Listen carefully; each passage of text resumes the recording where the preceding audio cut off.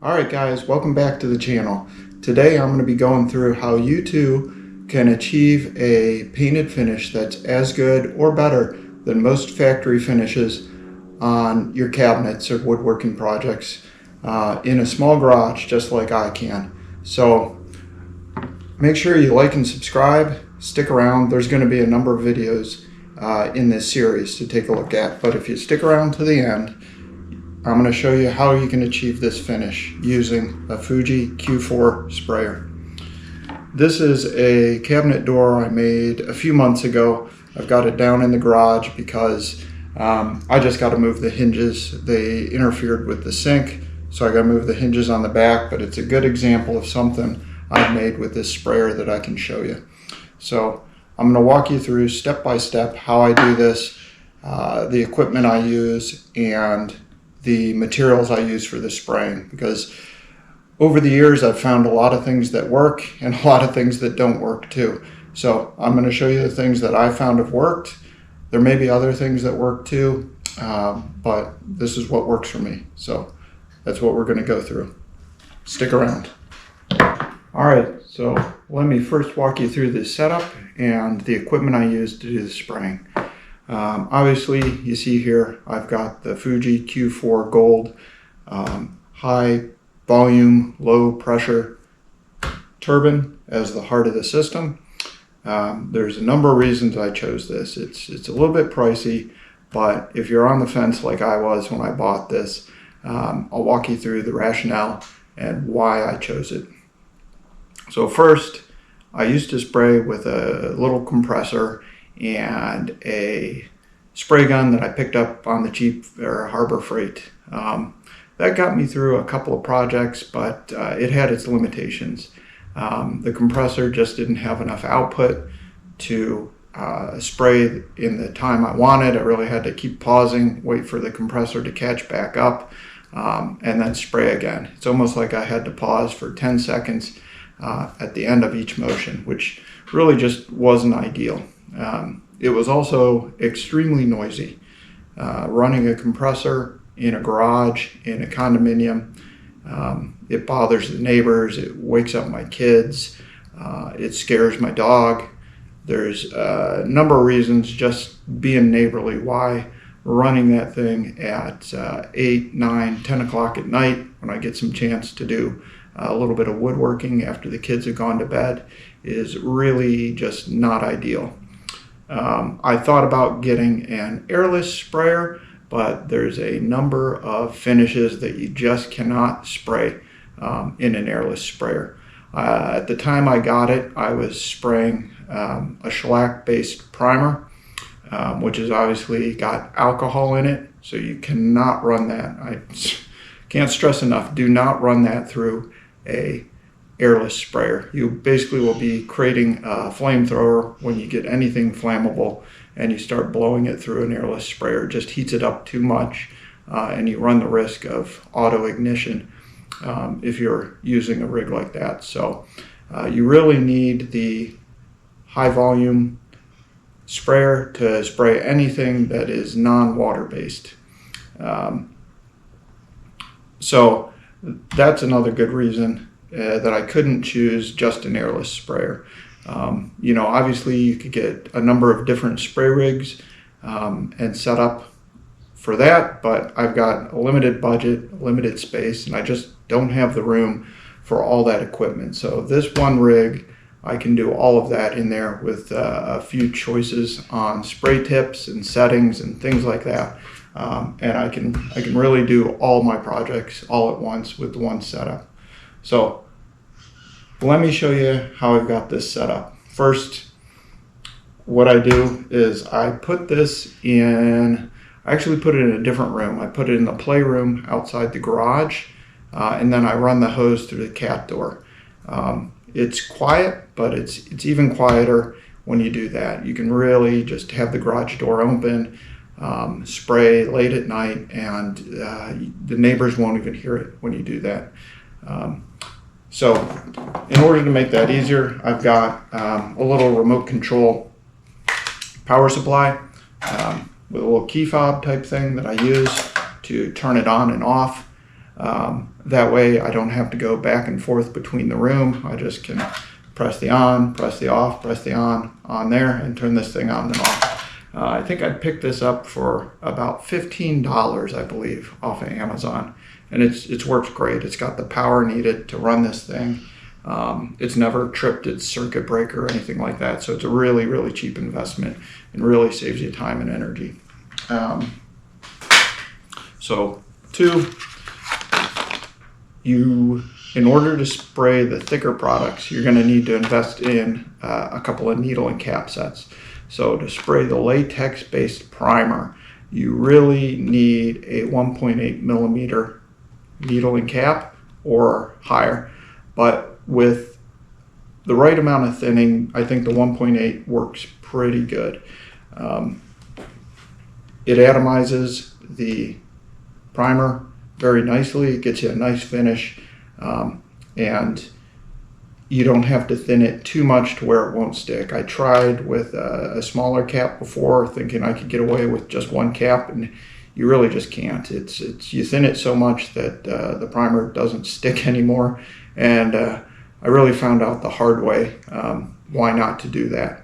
I thought that's just something people say. You don't really have to worry about that with today's primers and paints, but you really do. If you thin it more than 15 or 20%, you run the risk of just not being able to get it to stick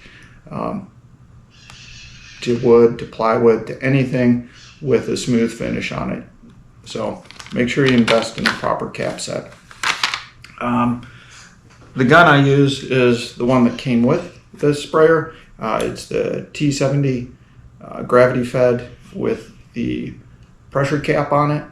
That really helps out a lot. This is something that the Harbor Freight setup did not have. I did not have the pressurized fluid volume in the cap, so I was really just relying on gravity. And you really got to thin things down a lot if you're just going to rely on gravity. With the pressure fed cap coming up from the gun, it just forces the fluid down through the gun, out into the needle, and into the airstream. So that allows, again, you to not have to thin nearly as much and be able to get those thicker latexes into the gun and be able to spray them. So that is really a must-have on any setup you've got. I know there's a couple videos out there on how to modify some of the lower priced guns and compressor setups in order to be able to put a pressure cap on it. It is worth the time and effort to just go with the right setup if you've got the money. So this thing sprays like a dream. Never had any issues with it. It's actually fun to shoot paint with versus trying to wrestle with a cheaper gun and a cheaper setup. So this works great. The third thing that I got is the hose. So the hose comes with the gun, with the setup, but it only comes with the standard hose that you see here. One thing that you would have to buy extra is the whip hose, and you can really tell why you would want to do that. This thing's very flexible. It moves around. You're able to get into corners. You're able to move around. You're able to maneuver the gun. If you end up trying to wrestle with the main hose here, it's just very stiff. As you can see, if you're bending it not in the pre-bent direction, you're bending it against the grain or any other grain, that it just really limits your motion. It hampers your arm movement, and trying to get into corners or anything like that is just completely impossible without that. So you really do want to invest in the whip hose with your setup. All right, so let's go into what we'll be spraying today so I can show you exactly what I use and why I've chose it and why I think, at least for this rig, it's kind of my go-to paint, primer, and top coat system.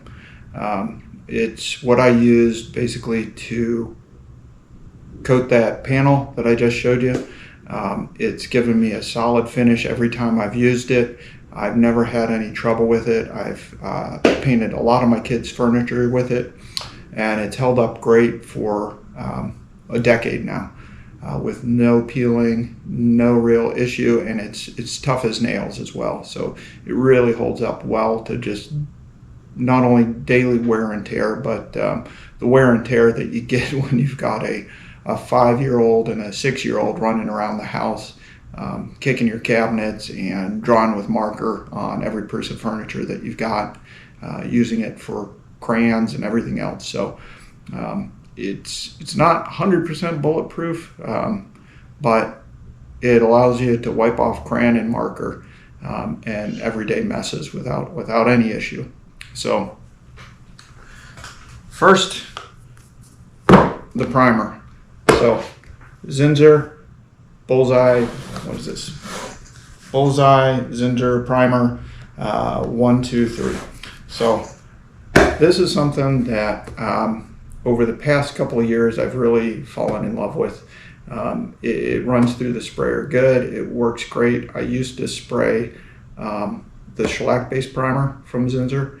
Prior to this, I did that because for anything pine or anything with a lot of tannins in it, that really, you need the shellac base to make sure you don't get any bleed through from pine or anything like that. However, in California, they banned the use of mineral spirits, and you just can't clean up a primer that's based on alcohol without mineral spirits or denatured alcohol. So they banned both of those in California. So cleanup is a mess if you are not able to use that. I would not recommend even getting the shellac-based primer anywhere near any of your spray setups if you don't have the proper cleaner. Before I realized they banned it, I ran that through my sprayer, ran out of the denatured alcohol while I was cleaning it, and I had to go out to a camping store in order to get stove fuel to be able to clean up the rest of the gun. I thought I'd ruined the thing. It had never be able to use it again. So this is pretty much the equivalent water-based primer. It works great. It covers up knots, it covers up discolorations, and I've never had any bleed through with this after putting on 2 coats. That said, I've been painting mostly poplar now. It's almost the same price as pine. It just machines nicer. It has a nicer finish, and it sands nicer than pine does. So for a few bucks extra per project, I really just go with the poplar when I'm painting, and then I use the Zinsser 1, 2, 3 primer to cover that. Next, after you put on the primer, what I use for the main paint is a General Finishes milk paint. This is, again, just a great paint choice for furniture and things like that. The colors are absolutely amazing and vibrant. It sprays really nicely. It's not as heavy as a latex-based paint that you would get from Home Depot that's really meant to be put on with a roller. So some of those latex paints are so heavy that you really just can't thin them enough to get through a sprayer. So this is a great choice. I have sprayed they have a cabinet enamel paint that you can color from there as well. So if you are going to do that, a price for a gallon of that is about the same price as a pint or a quart, of this. So at the time of this video, this quart was about $40, and a gallon of the enamel cabinet paint from Home Depot is about $55. And you can get that tinted too, so you can get any of the tints that they have there. It just tends to be runny. I find the colors are not nearly as vibrant. So my first go-to is this General Finishes milk paint, milk-like paint. And I've just sprayed dozens and dozens of projects with this, and it just comes out great every time. It's again, just a joy. And I will go to this unless I cannot mix these into making the color that's needed. You can mix these together, you can get different colors, but sometimes it's just easier to go and pick a color from a color wheel and get your paint tinted from Home Depot. So I still do that on occasion when I have to, but this is my go-to choice. So I do 2 coats of the primer, 2 coats of the top coat to make sure everything is covered, and then I cover that again now with my final top coat. So again, this is another General Finishes based product. This is their high performance top coat, satin. It's again a water-based top coat, water-based urethane, I believe. It is really tough. It's hard to scratch through this stuff. You can scrub it with a brush. You can scrub it with a Scotch-Brite pad. Just don't scrub too hard or it will dull the finish, which kind of is why I go with satin usually, because it's already got a little bit of a duller finish on it, so that any cleaning of the final product, you really don't see that show up. With a gloss finish, you can, if you scrub it a little bit, if you're really not careful, it'll show up. And you'll be able to see it when you look at it at an angle. But with this, you really don't. Any sponge, the green Scotch-Brite sponges, you can clean with that to get toothpaste and whatnot off, and it comes off. So I will spray at least 3 coats of this as a final coat. And I'll show you how I do that. This requires a smaller needle. You do not want to use the 1.8 millimeter needle with that. I've made that mistake before, and just way too much finish comes out at that point. This is a very, very thin finish, so you need to use a smaller needle. This came with a 1.3 millimeter needle, so I just use that. There are smaller needles, and I'm sure that would work fine too.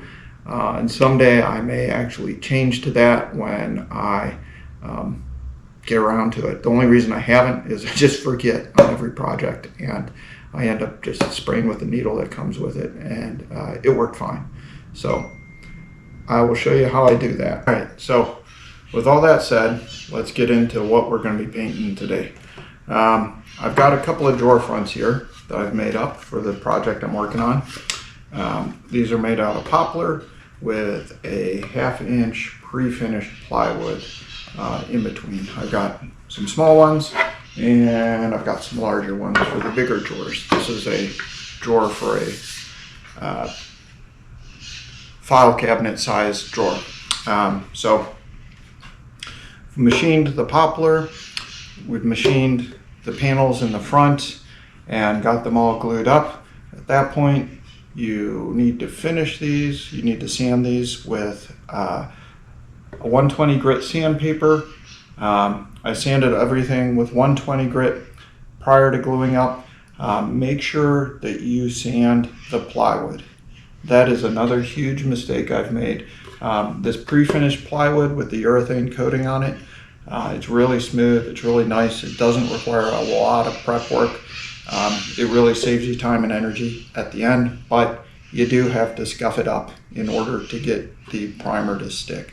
If you make that mistake, that's another thing that it ends up being just like you've thinned the primer too much. It just doesn't adhere, and you'll end up having to scrape everything off and recoat it. Luckily, it is salvageable when that happens if you make that mistake. It just requires your painter's 5-in-1 tool, and you can scrape it all off, scuff it down at that point, and start over. But it is much easier to do that prior to gluing these things up. You can just hit it with a random orbital sander and get it all prepared. So everything has been sanded. The knots have been filled with a wood filler. Everything's been sanded down so it's smooth to the touch. After the 120 grit sanding, I wet everything down with water, because remember, we're using water-based products here. So unlike the alcohol or oil-based primers, when you apply a water-based product to wood, every little bit of grain, every bit of little hair on there that's been raised due to the machining process, the planing, the jointing, the smoothing, the sanding, every little hair that's on there will start to stand up, and you will have a rough finish across the board. So in order to minimize that as much as possible, it's best just to spray everything down with a water sprayer and then sand it at that point. That way you're not having to sand through primer, because it just gets a lot harder and a lot messier at that point. It's much easier just to sand the bare wood. You still will get some raising when that happens, but usually just a light scuffing with a sanding sponge is enough to get rid of that. It'll take you maybe 5 minutes per panel to do that. Nothing too serious. So with that, let me show you the cabinets that these are going into and how I prepped those. Alright, so here's the cabinets, at least one of them anyway. You can see I've prepped it very similarly. It's a similar construction. It's a plywood panel inside of a poplar frame to build the sides, a little bit of trim.